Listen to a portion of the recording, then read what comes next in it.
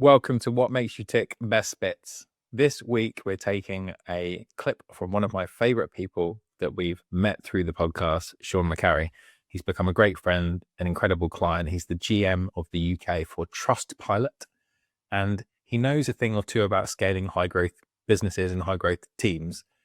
But what we talk about here is why are so many reps, particularly in the enterprise space, under target right now? Why are so many teams struggling to meet quota? Is it really the reps' fault? Is it the market conditions? Or is there something that we as leaders could be doing differently to create the right environment where team health and team behaviors are prioritized? If you're a leader and you want to get the very best from your team, this Best Bits is for you. Enjoy the episode. We'll see you on the other side. If you look at the latest data from RepView, I believe that in the last quarter, only 41% of enterprise sales teams were on target. So the majority of the market's failing for various reasons. And I think it's one of the least spoken about topics in terms of, well, what can sales managers do about it? Because there's lots of these global problems that we're being presented with. You know, the market's tough and, valuations are down. All these things are true. People are more skeptical. Buying decisions are more complicated. All those things are true, but sales management kind of hasn't come to the forefront in terms of what people can do differently in terms of their leadership and the way that they work with people to get the most from them. And also in this market, because there's been so many layoffs and there's so much uncertainty, I believe, and what we hear all the time is that there's a huge amount of skepticism, pessimism, and caution from talent in terms of picking the right organization to go and work with, because they've all had bad experiences of not great sales management that's meant that they've not been as successful as possible. So I think that organizations that can display that they've got really strong sales managers in place will attract the best talent and then win. What do you think about that? The first thing I'm going to say about that is sometimes it's not the sales managers that sets the let's say targets or the revenue goals. Sometimes that flows down the organization, and I still see it as total failure of leadership. When you have an organization where 40, 50, 60% of individuals, and I do know of cases of 100% of individuals in an organization are not anywhere near hitting their targets. And when I see that, it drives to huge negativity in the sales team. And if an organization thinks a sales individual is going to be loyal when they're there and they've been given a target which is unachievable for leadership, but they also, it also drives, or it shows a lack of loyalty both ways. And I like to actually, this is a really important topic. Organizations have always expected loyalty from individuals.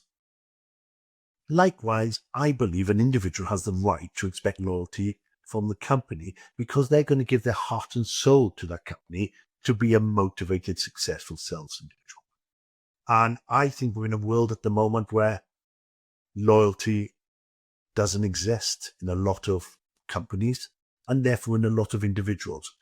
We've gone a long time ago. I think we've gone from, it's very rare that, people stay in an organization for a very long time. Sure. And when you see that, I think it's, a pat on the back for that organization because they're obviously doing something right. But I do think it's a challenge. I think it's a very difficult role as a sales leader, whether it's second line or even third line management, to give out revenue targets which are unachievable. It goes back to SMART goals.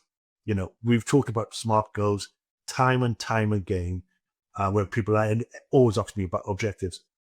Well, if they're not attainable or achievable, whatever you want to say, it's not a relevant goal.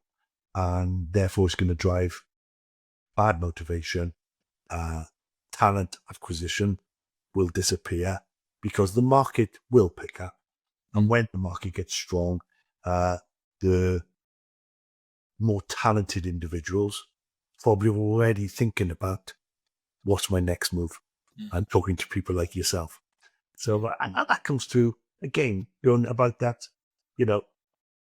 self-awareness and being able to understand that if I'm going to give someone an objective which is unachievable or highly unlikely to be achieved, I can't see how that person's going to be motivated or will go the extra mile.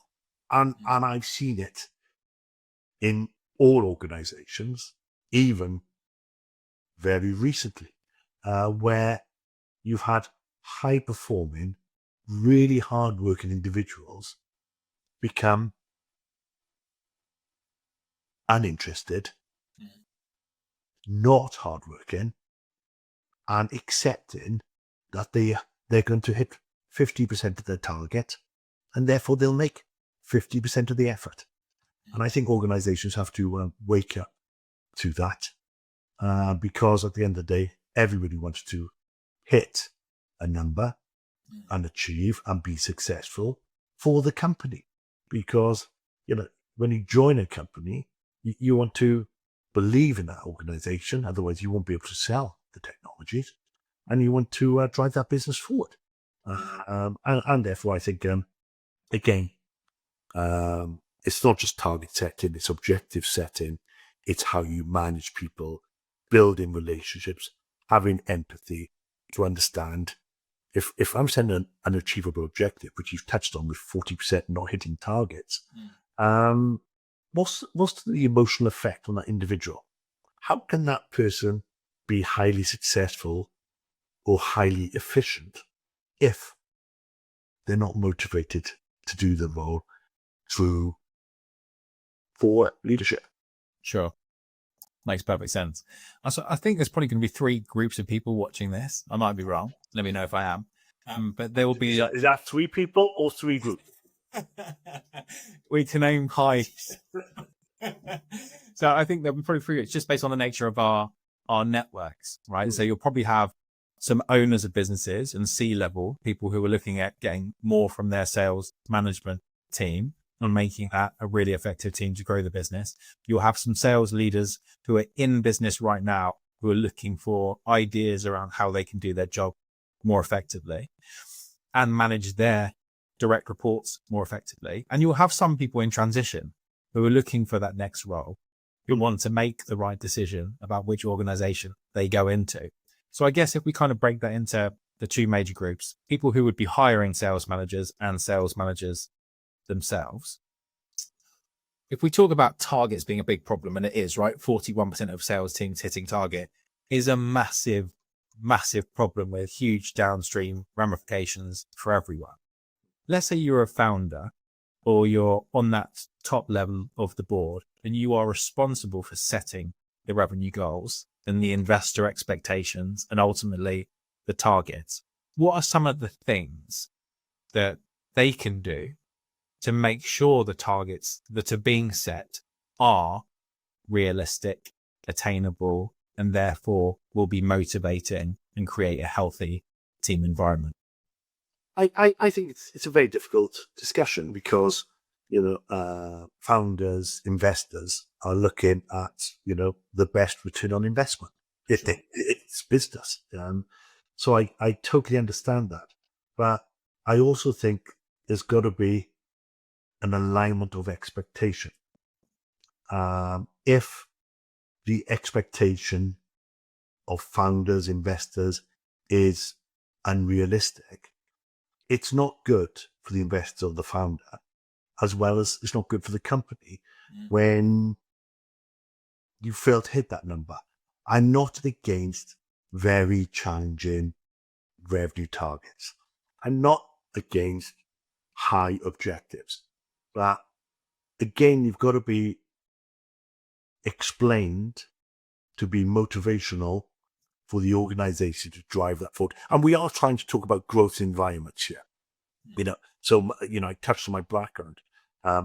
It's far more enjoyable working in a environment where you can succeed and you can see the development of either whether it's the product, the solution, but also the high customer satisfaction from the customer base.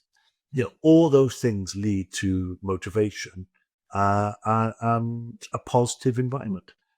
So it's a really hard balancing act, and it is a balancing act.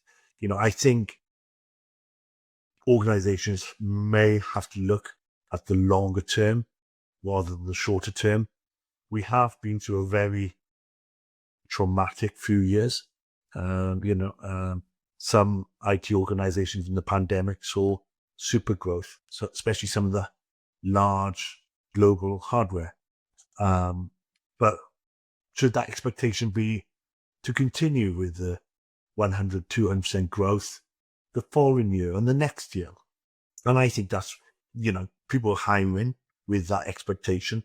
And I think that's where we've had a bit of a rebalancing, which has been hard on everyone, I believe. But again, your question, I don't think there's any right or wrong answer. And in sales and in this environment that we all work in, there's never one answer to one problem or one challenge. But I do believe there's got to be expectation setting. Many a time in my career, I've been told it's one thing to, lose a number, but it's not acceptable to forecast inaccurately. Sure. And that's really key. Because going back to that, a business makes investment decisions on the expected revenues in the future. And that's why, in the software world, forecasting is so incredibly important and so much emphasis is put on that.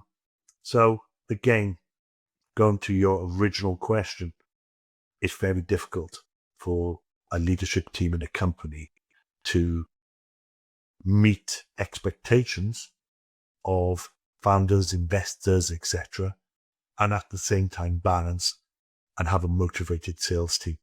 And that's an ongoing challenge.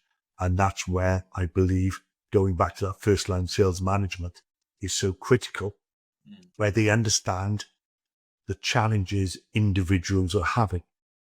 Whether you said 40% a few times. Okay, well, if 40% are failing, that means 6 out of 10 are hitting the number. Can there be a balance in all that number somehow?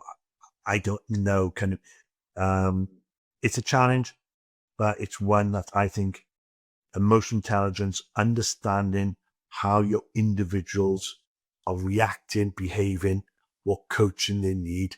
But it also now touches on leadership styles. Thank you for listening and watching this Best Bits short. If you like this, tune in next Sunday for our next special part of our favorite episodes. And if you love the main podcast, every Thursday we introduce you to a new virtual mentor so you can hear their career story and answers to the biggest questions in tech. See you on the next episode.